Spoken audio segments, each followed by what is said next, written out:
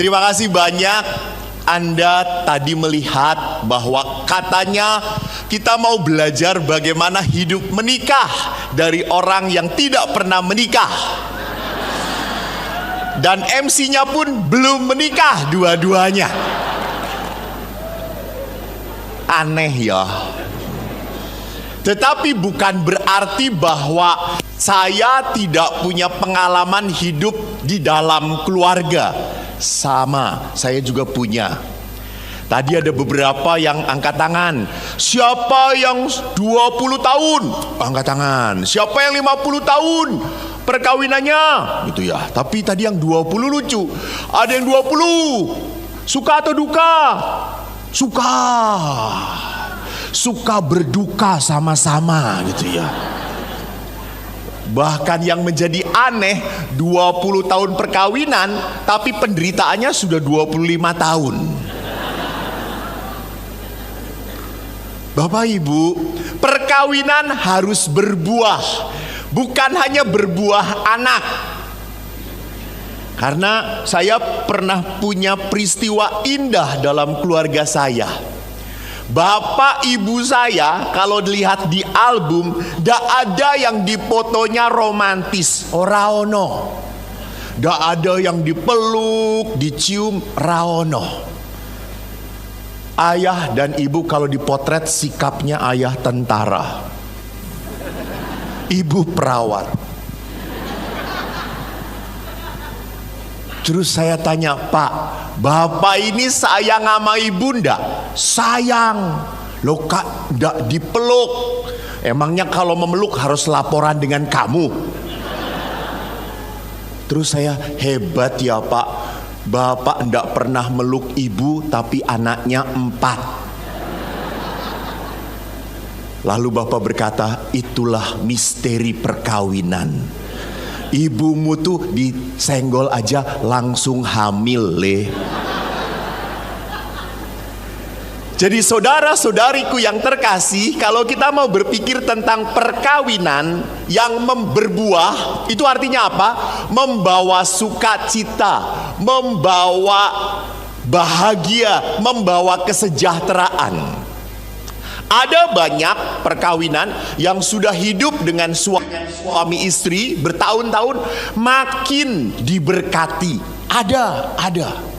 Tetapi juga banyak yang setelah hidup perkawinan makin menderita. Banyak.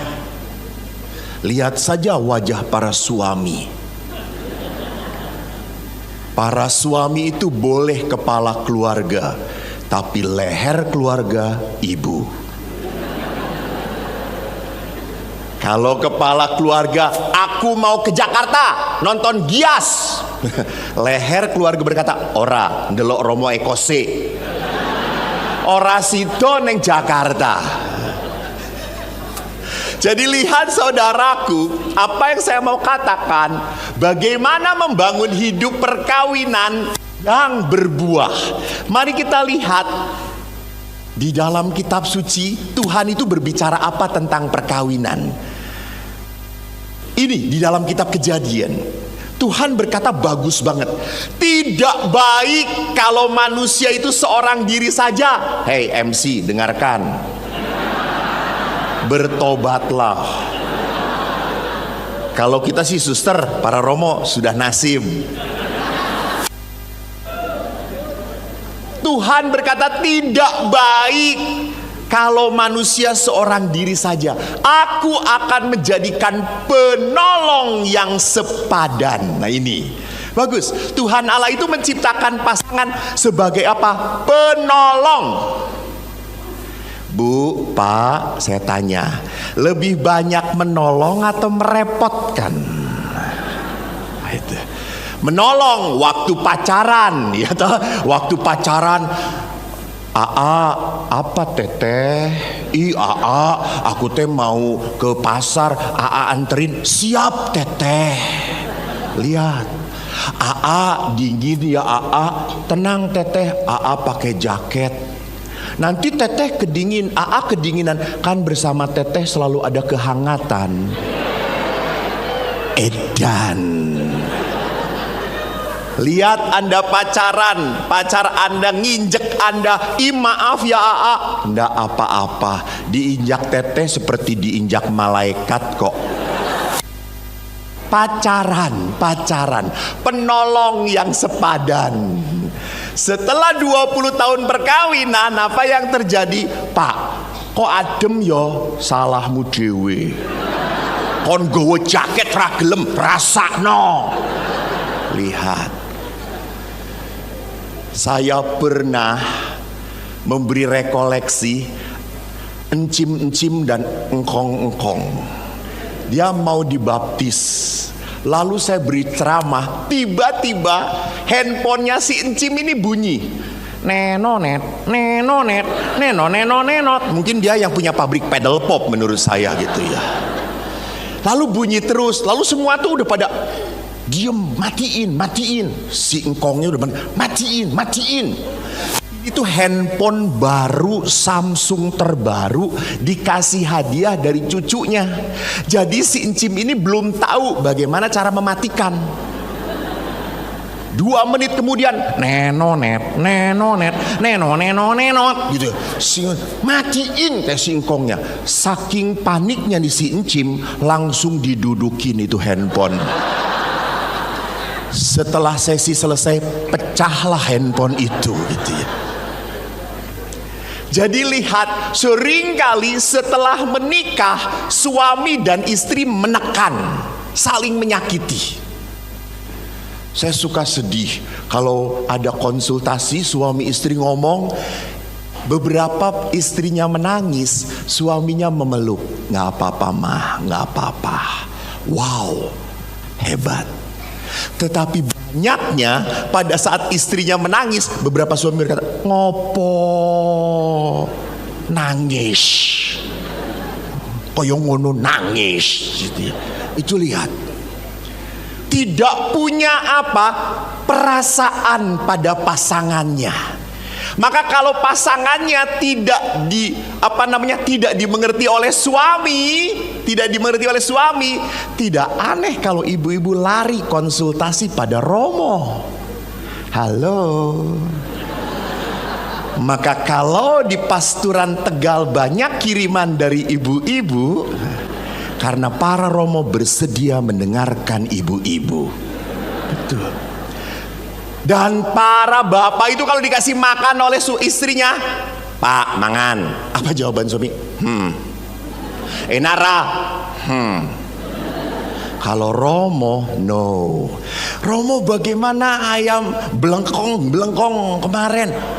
Belengong apa bengong? Belengong. Ayam belengong kemarin, enak bu, enak. Itu pasti 1 bulan belengong datang terus ke pasturan.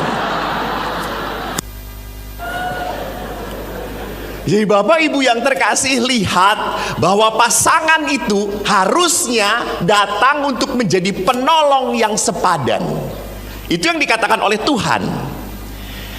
Lalu bagaimana penolong yang sepadan itu diciptakan oleh Tuhan? Saya maaf tidak dibaca detailnya ya. Saya tahu orang Katolik rajin sekali menyimpan kitab suci. Setuju? Ya ampun, bertobatlah Tuhan.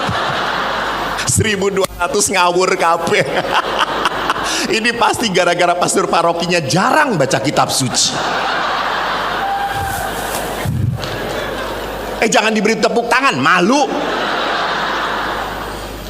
Jadi yang harus bertobat itu pertama-tama siapa? Romo paroki.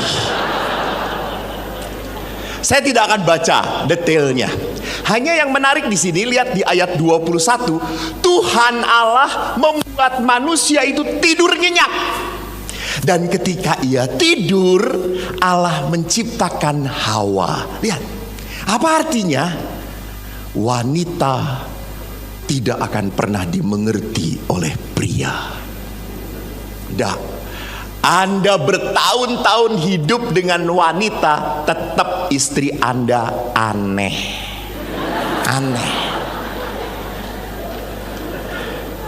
Coba lihat, kalau perempuan, apakah kalau perempuan itu menangis tandanya sedih? Belum tentu, belum tentu. Perempuan terharu menangis, utangnya tambah menangis. Lihat istri tetangga lebih cantik, menangis lagi gitu ya. Lihat bulu matanya turun sebelah, menangis. Apakah perempuan itu tertawa artinya dia bahagia? Banyak perempuan tertawa untuk menutupi rasa sakit hati. Tuh, untuk menutupi. Kok banyak yang kecewa di sini ya, banyak terluka ya itu ya. Tertawa untuk menutupi apa? Kesakitannya, kepahitannya. Saya suka ngomong kepada bapak-bapak, Pak, tolong. Perempuan paling tidak suka disebut gemuk, gendut. Jangan, itu sangat menyakitkan. Jadi kalau punya istrinya seperti itu, jangan mengatakan gemuk, katakan terberkati. Romo, istri saya terberkati. Itulah sebabnya saya paling jengkel kalau sudah setiap acara harus potret dengan emak-emak. Aduh, saya seminarnya sih oke, potret dengan emak-emaknya menderita. Karena apa? Emak-emak itu kalau udah potret nempel semuanya ke badan gitu. Dia pikir gua tembok, tempelinlah semuanya gitu ya. Mak, ini masih manusia, kata saya. Ada si emak pernah nempelin, mak jangan nempel deket-deket. Ini bukan payudara, ini lomor, lato-lato, kata dia itu. Terus saya lihat, oh iya ya payudara di sini, dia di bawah sini. Oh iya bener Oma. Udah turun ya mak? Iya. Kenapa mak? Gravitasi kata Oma itu.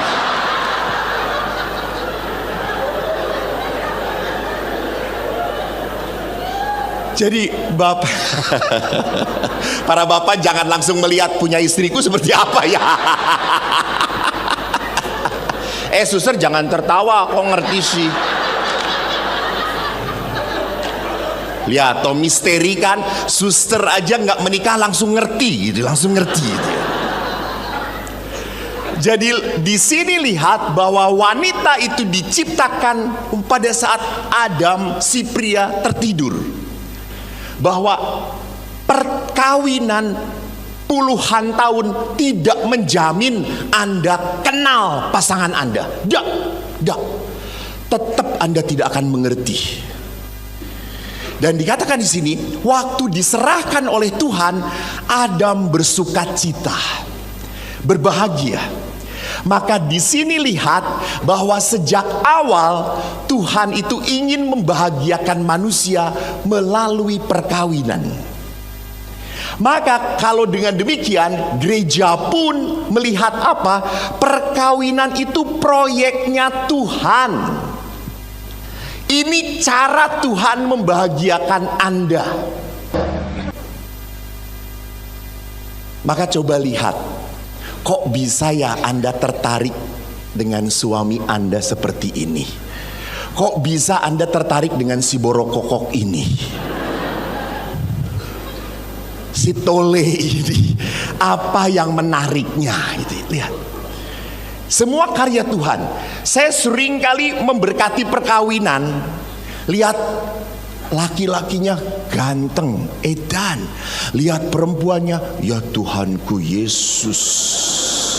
Saya aja yang gak kawin gak tertarik, kata saya itu. Maaf ya kan, Romo juga bisa menilai toh. Masa Romo matanya buta? Ya enggak lah. Saya bisa melihat mana yang cantik dan tidak gitu ya.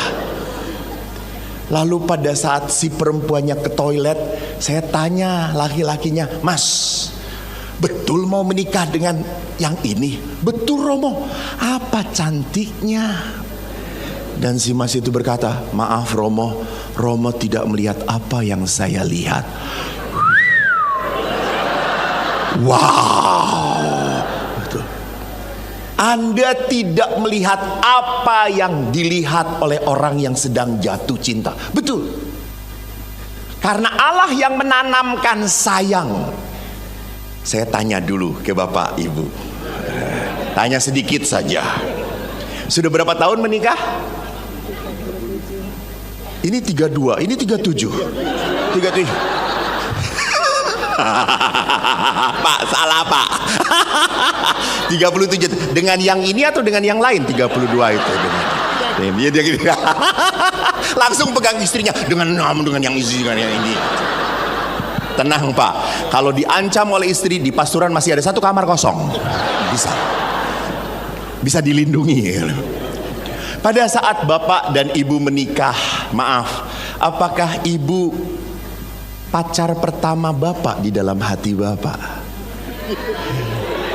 Nggak apa-apa, jujur sedikit ya.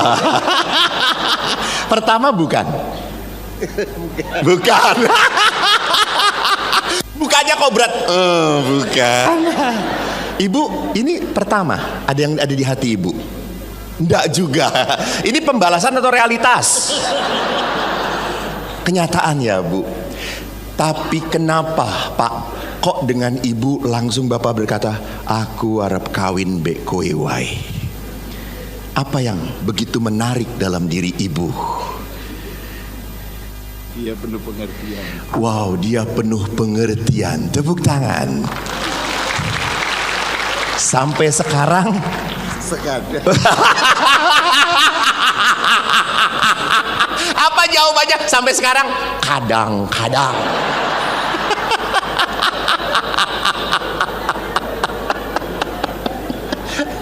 Lihat, saudara-saudari yang terkasih, bahwa memang tidak ada perkawinan yang sampai selamanya suami istri baik terus. Nggak. Emangnya para pastor pun tidak pernah tergoda? Yang tidak pernah tergoda adalah suster. Nah, karena suster jalannya, pokoknya mau menerima sakramen Maha Kudus, mau menerima tamu, jalannya sama seperti ini. Jadi apa yang saya mau katakan, bahwa di dalam sebuah perkawinan kita bisa lihat, kita harus percaya Tuhan yang berkarya. Maka Bapak Paus pun memperhatikan hal yang sama. Bapak Paus mengomentari kisah penciptaan. Apa komentarnya? Kita lihat bahwa laki-laki sangat ingin mencari penolong yang sepadan untuk mengusir kesendiriannya yang tidak dapat ditenangkan oleh kedekatan dengan binatang atau seluruh ciptaan lain. Halo. Hai. Jadi kedekatan dengan pasangan itu tidak bisa digantikan oleh binatang lain. Ini menurut kitab Kejadian. Tapi sekarang anehnya, beberapa suami atau istri miara anjing. Anjingnya terus diajak bicara, istrinya atau suaminya didiamkan. Maka apa yang terjadi? Itulah anjing dimanusiakan manusia. Saya pernah dengar sebuah cerita, Romo, saya itu waktu perkawinan dikasih anjing sama mertua saya. Ya, lucu. Saya juga seneng, istri saya juga seneng. Oh ya. Itu Romo ya, kalau saya pulang kerja, saya tuh langsung datang, istri saya langsung nyambut. Papa capek ya, minum dulu ya Pak ya. Langsung dibawain tas saya, anjing saya gonggong. Setelah 5 tahun perkawinan Romo, terbalik. Saya pulang ke rumah, anjing saya menjilat-jilat saya, bawain tas saya, istri yang menggonggong.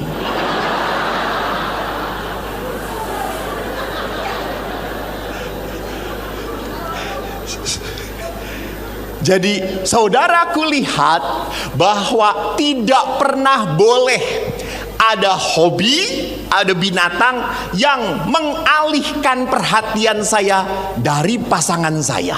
Tidak. Tetap pasangan pun harus nomor 1. Anda boleh punya hobi, boleh mau golep lah, mau tenis lah, mau naik motor lah, silahkan. Tetapi tetap istri, pasangan tidak pernah boleh ditinggalkan. Nonton drama Korea dosa atau tidak, Romo? Dosa.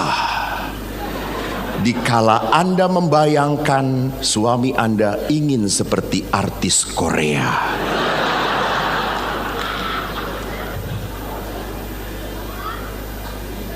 Boleh, silahkan. Asal apa? Asal Anda tahu bahwa suami pun butuh diperhatikan, butuh ditanya, Mas, butuh minum ndak? Butuh, oh ya sudah, ambil sendiri ya.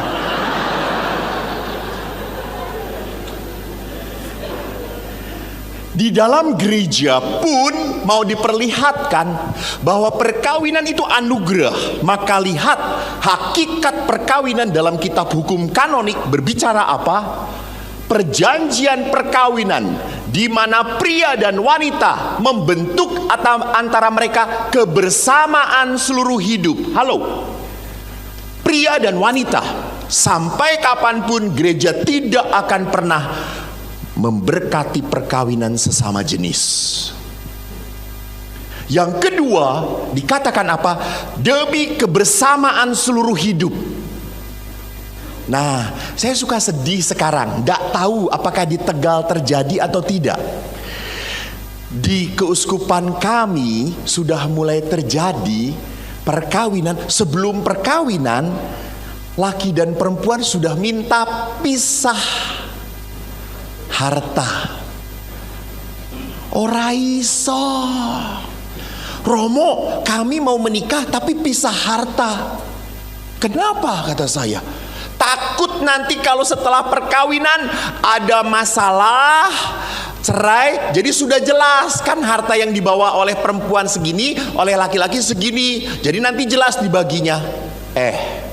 Kalau kamu mau kawin dan sudah membayangkan cerai, lebih baik jangan kawin. Jadi pernikahan harus dijalankan dengan rasa percaya. Jangan dengan keraguan. Kalau Anda memulai sebuah perjalanan hidup dengan keraguan, tidak akan pernah berhasil. Maka saya kalau memberkati toko, sama saya tanya, Bapak minta saya memberkati toko? Ya Romo. Baik, saya tanya, Pak, percaya enggak toko Bapak akan laris diberkati Tuhan? Kalau dia berkata, ya gimana nanti Romo? Oh Rasido, enggak jadi. Awang Bapak memulai usaha dengan keraguan.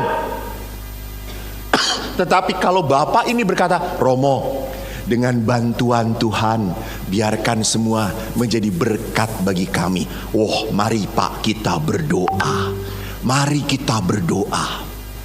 Ini orang yang mengawali semua usaha di dalam Tuhan. Percaya. Kalau saya mau mulai, saya harus bersama Tuhan. Jadi jangan setelah punya masalah baru berdoa. Ada si engkong sedang jaga toko, lalu lihat toko tetangganya laku banget, baru dia berdoa, Tuhan tolong kirimkan pembeli. Tuhan berkata, oh ente telat kowe. Jadi jangan pada saat kita punya masalah lalu minta tolong. No. Awali semua kegiatan dengan berseru pada Tuhan.